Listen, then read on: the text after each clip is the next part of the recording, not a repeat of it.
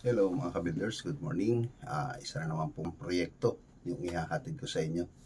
So, marahil nagtataka kayo kung bakit madalang yung vlog ko. Baka iniisip nyo, wala na tayong ginagawa. Hindi po. Nagkataon lang po talaga na yung project natin ay hindi naman ho araw-araw na bibidyohan ko para ihatid ko sa inyo yung mga kaganapan. So, ngayon po, yung ating bagong project na binuksan habang may ginagawa tayo dun sa Sierra Nevada ay nagbukas na naman tayo ng isang project dahil nga po sa kagustuhan ng may-ari na makahabol siya bago magtag-ulan. So nagkataon naman na talagang inabot na ng tag-ulan. So ito mga ka-builders, yung ihatid ko po sa inyong project ay dito lang po sa General Trias din. Dito po sa Meridian, Pasong Kawayan to. So halika, panoorin po ninyo. Ayan, at papasukin na po natin yung project na gagawin natin dito sa Meridian Place, Pasong Kawayan. So ito po yung lugar, kung makikita po ninyo, ito po yung bahay na gagawin natin, 70 square meter. So ang gagawin po natin dito ay front and back extension. So kasama na po itong side na mayroong garahe at ito po ay mayroong 3 kwarto na gagawin sa itaas, 2 CR at yung gagawin po natin dito is iba doon sa pangkaraniwang ginawa natin noon. Yan. So iikot ko po muna kayo dito sa kabuuan ng property. Ayan siya mga ka-builders. So alam naman natin yung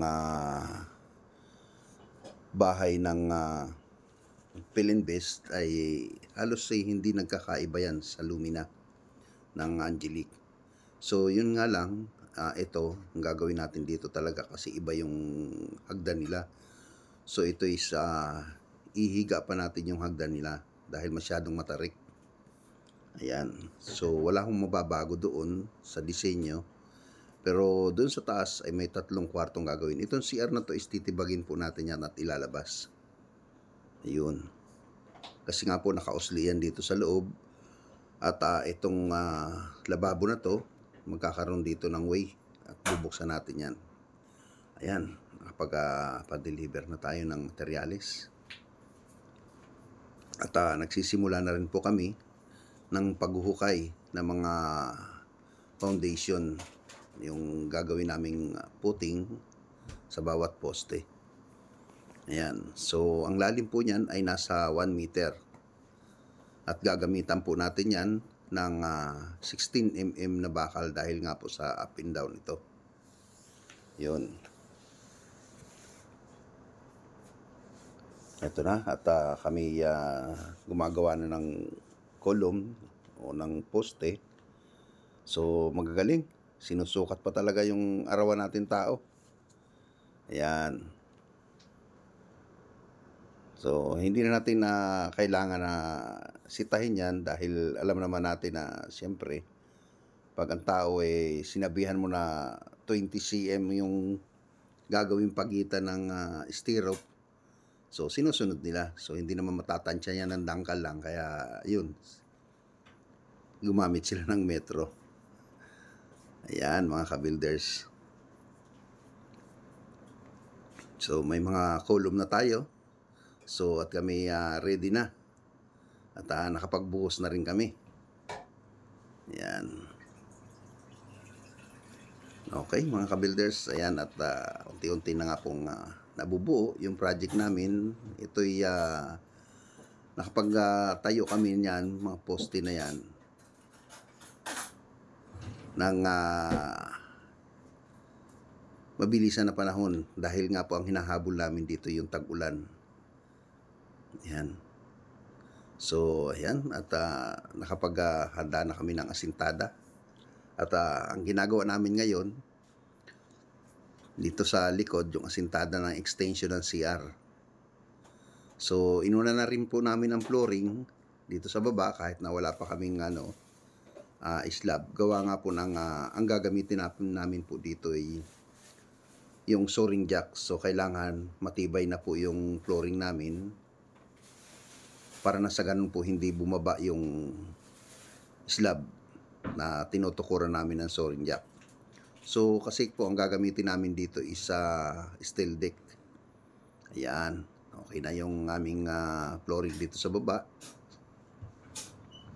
Nakapaglinya na kami ng mga electrical at saka yung plumbing.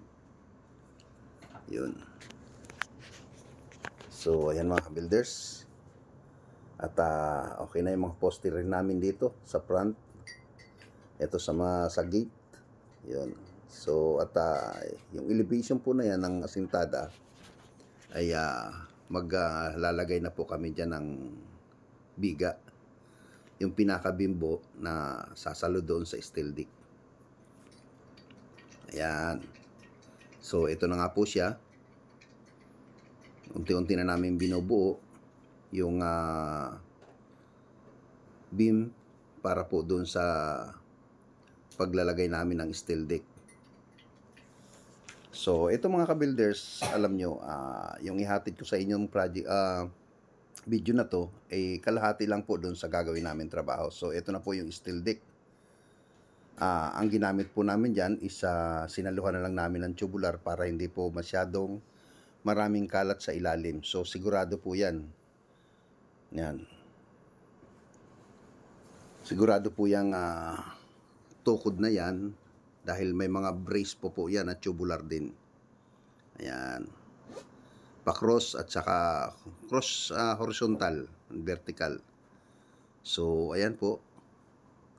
Ready na kami. At ito na nga po yung steel deck, yung pinakaibabaw niya. At ready na rin kami maglagay ng parilya niya, yung pinaka-mating. Yan. So kahit na may steel deck kami dyan, ang ratio pa rin ng standard na sukat namin ang ginagawa dyan is 15 cm by 15 cm po. Yung pagitan ng mga rebarring natin o yung mga bakal na gagamitin natin sa pating. So ito pong bubong na to, masyadong mababa na po yan. So kailangan mag-adjust po kami, kailangan naming itaas yan at kibain. Yun. Yan. At kami po lalatag na po ng mating. Yun. So habang tayo ay naglalatag ng mating, sinasabay na rin po natin yung electrical.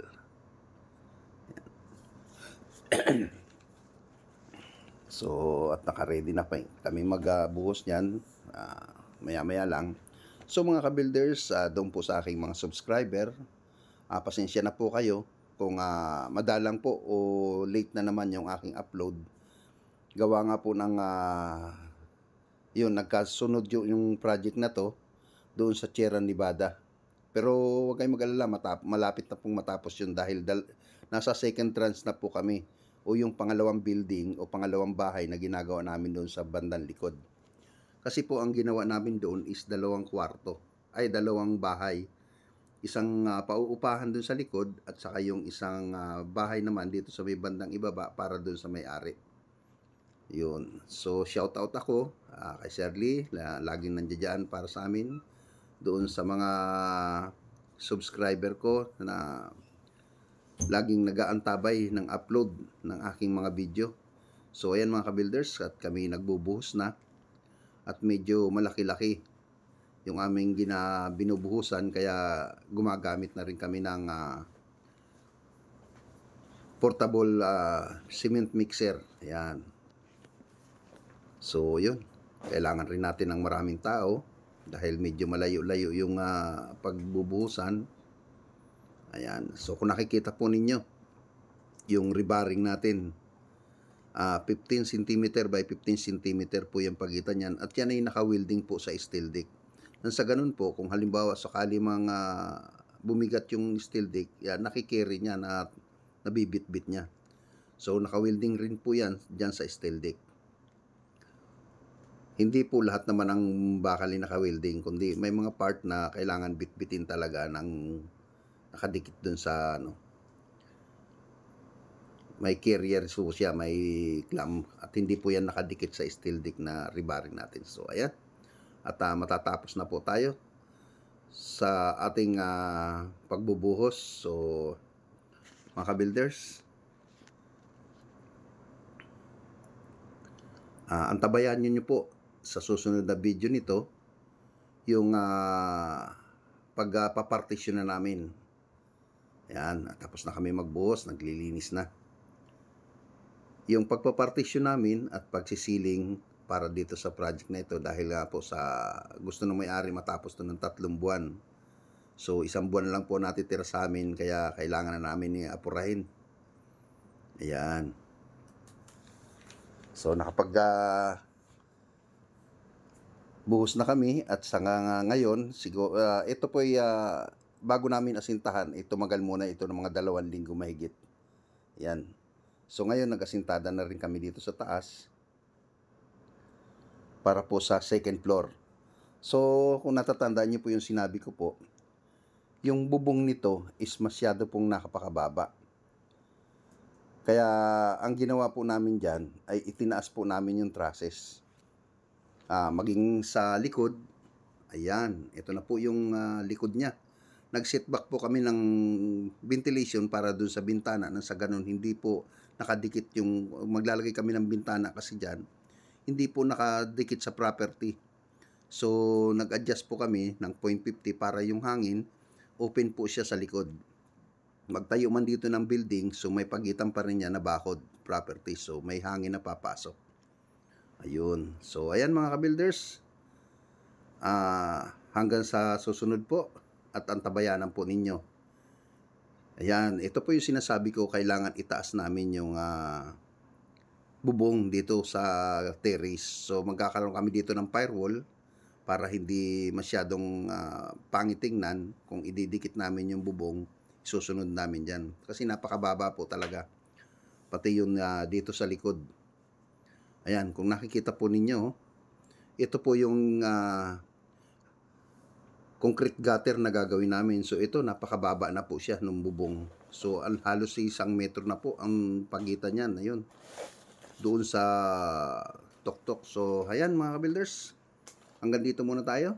At ako'y magpapaalam muna sa inyo sa susunod na video. Agapan niyo po at bantayan niyo yung aking mga video dito sa aking channel. Okay? So hanggang sa susunod po mga ka-builders. Thank you very much. Magandang araw sa inyong lahat.